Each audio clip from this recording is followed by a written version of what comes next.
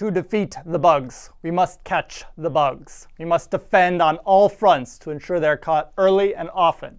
Compile time checks help, but there's also a whole set of runtime checks we can also use.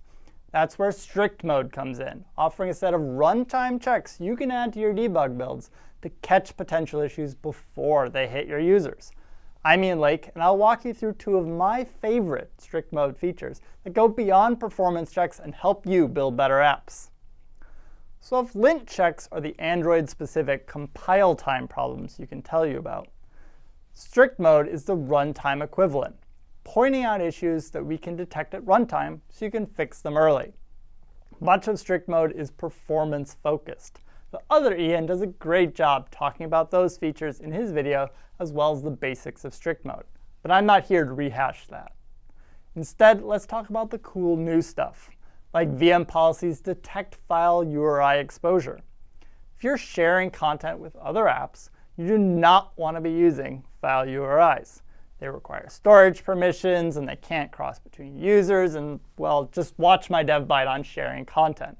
This StrictMode check just makes sure that those file URIs don't make it out to other apps. Like all of StrictMode, you can have it log the issue with penalty log, or kill your app completely with penalty death. Build better apps or death should be an easy choice, right? Now, new to Android 6.0 Marshmallow is Detect Clear Text Network. As you might expect from the name, this detects unencrypted network traffic over IPv4 or IPv6, whether you're using TCP or UDP. The thing about mobile devices out in the wild is that you can't really guarantee that they'll actually be connected to trustworthy access points.